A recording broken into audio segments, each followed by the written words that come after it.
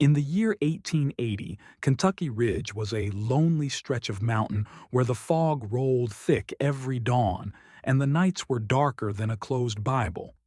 Folks said the ridge had secrets, old ones buried deeper than the coal veins that ran under its roots.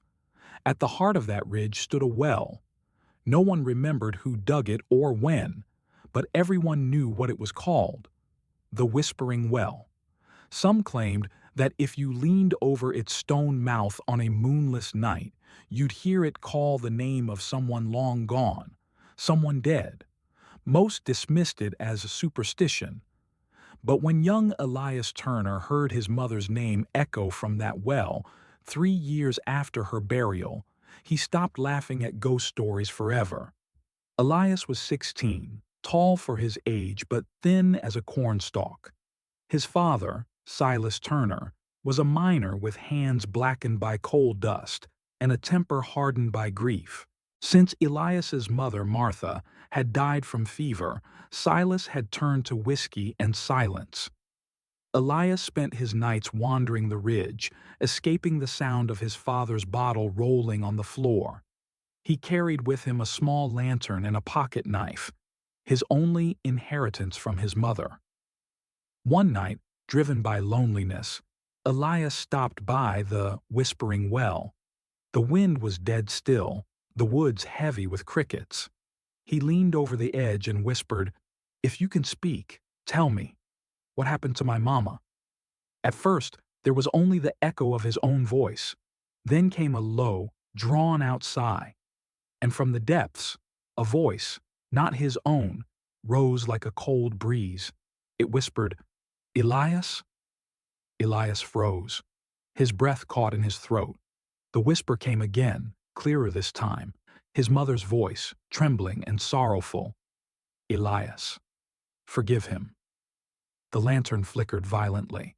Elias stumbled back, heart pounding, staring into the blackness below. The voice faded with the echo of dripping water.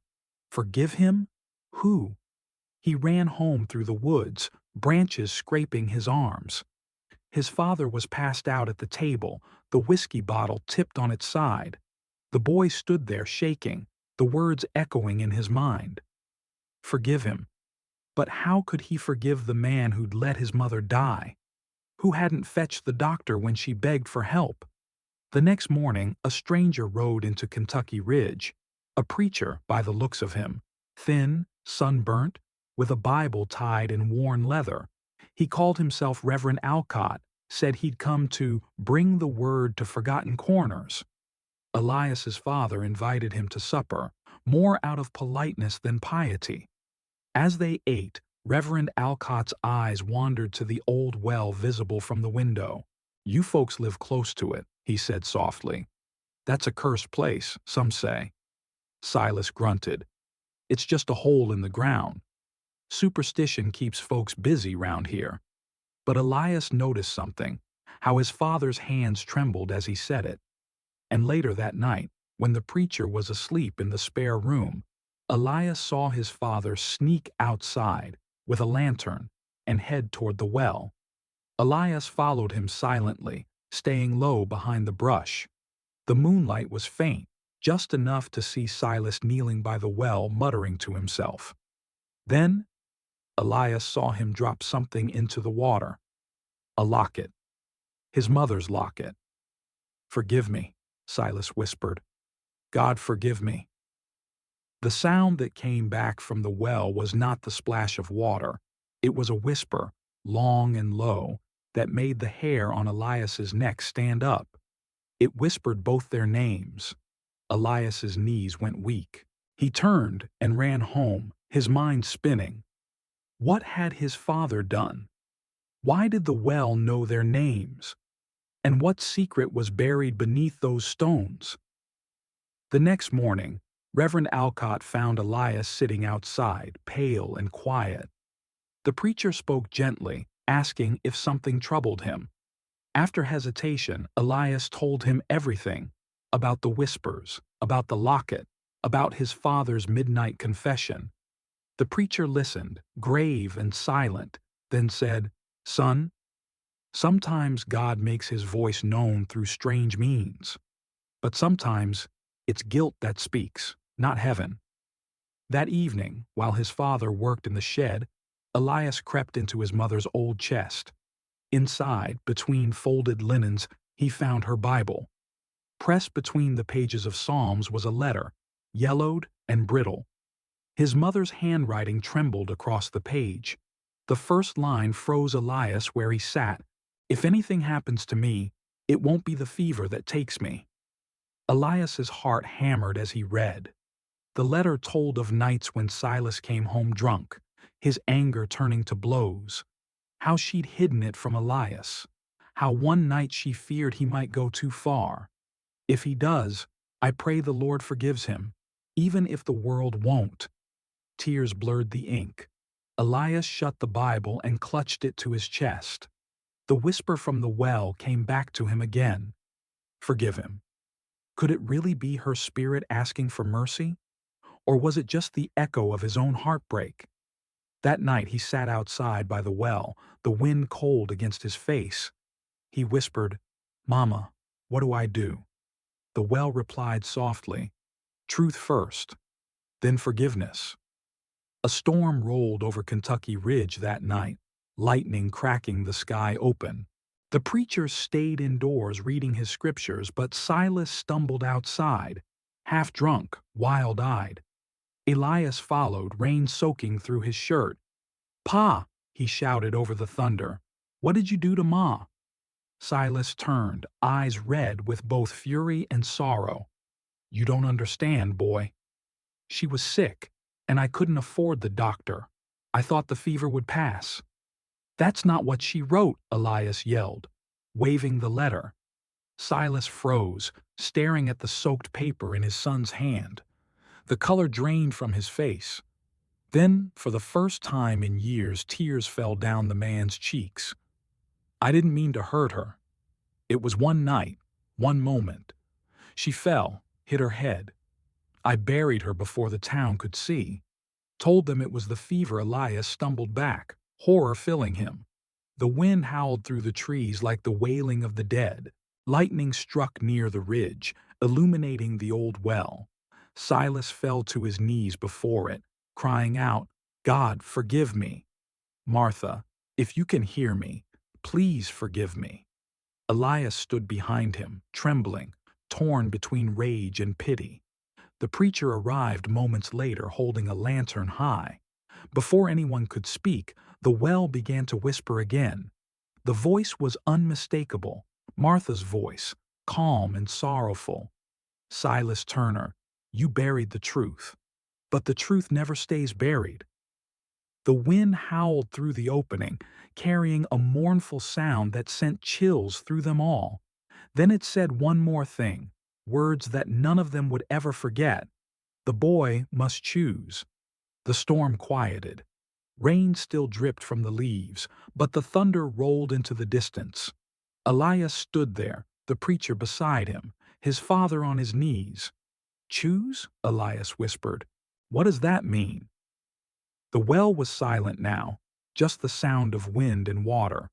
Reverend Alcott placed a hand on the boy's shoulder. "Maybe it means your heart must decide, justice or mercy." Silas looked up at his son, eyes hollow. "Do what you have to, boy. Tell the sheriff. I won't run. Maybe I deserve the gallows." Elias looked down at his trembling hands. He thought of his mother's voice, of the letter, of the whisper that begged him to forgive. He closed his eyes and said softly, "Truth first, then forgiveness."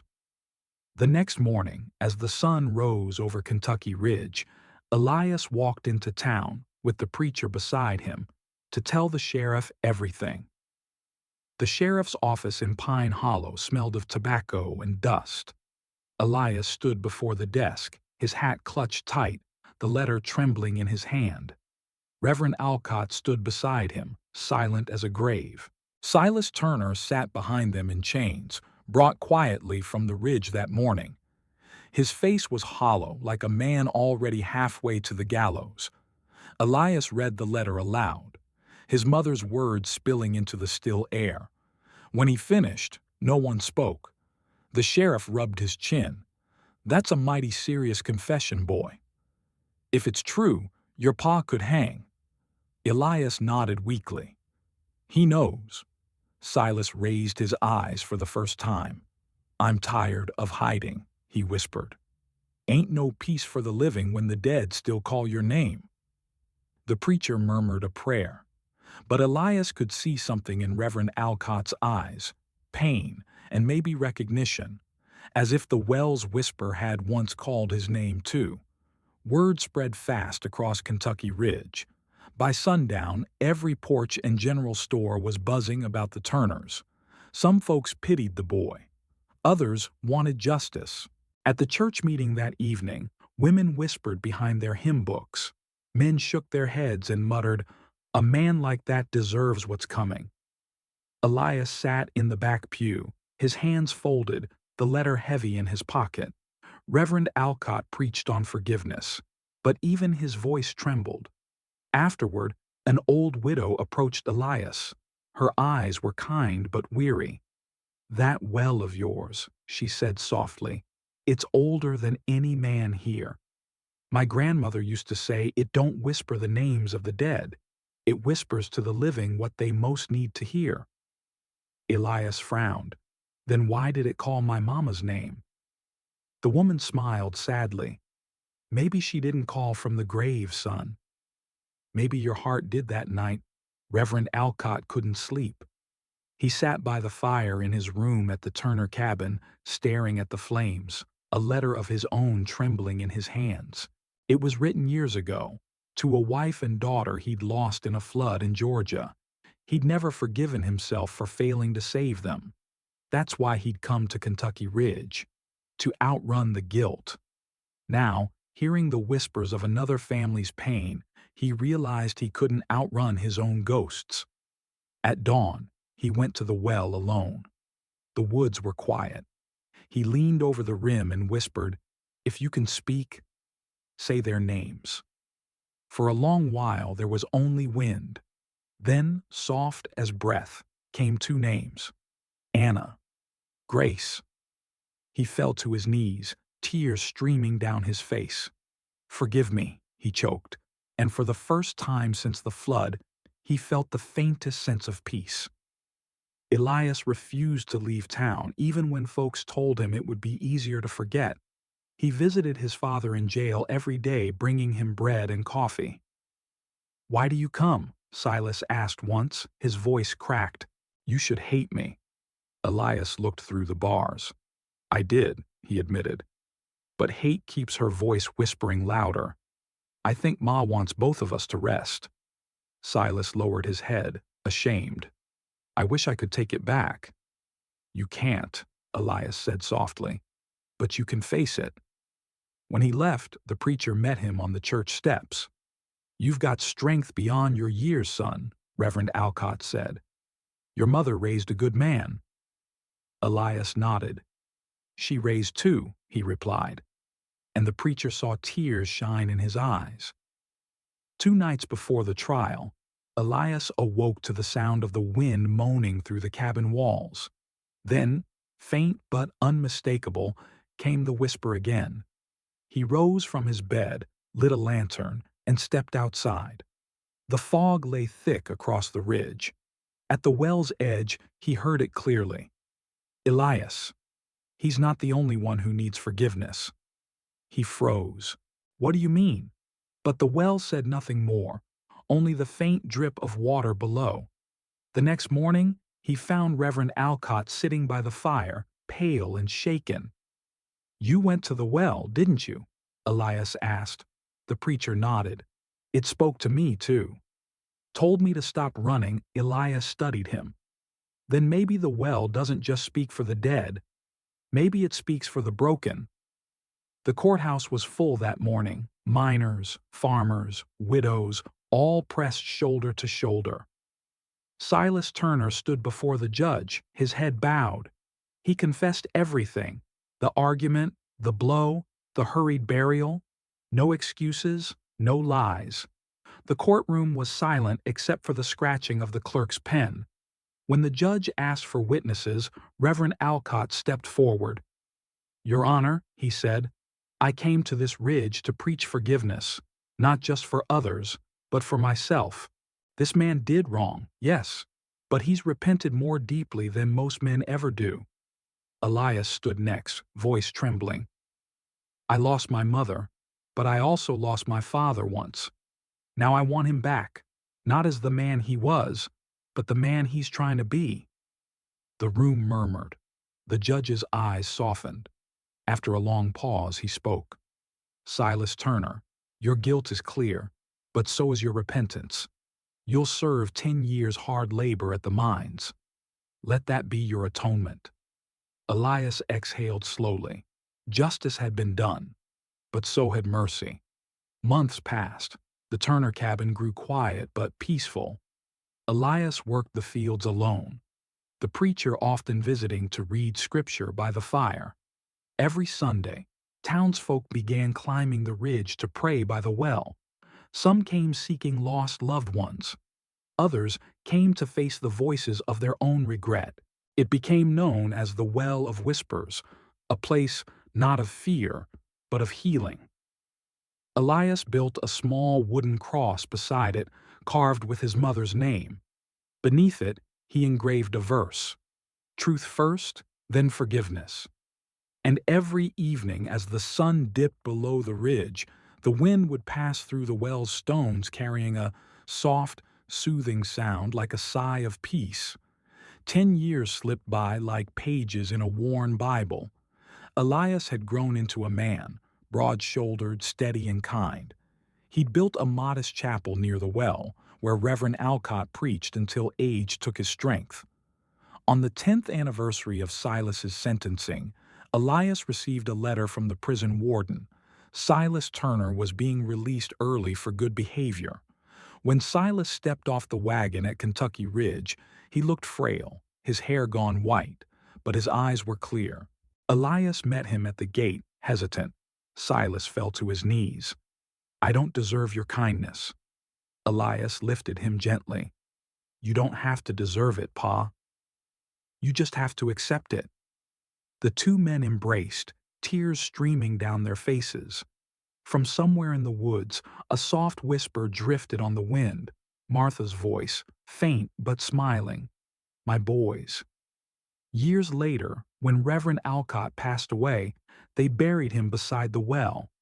That night, Elias sat there alone, staring into its depths.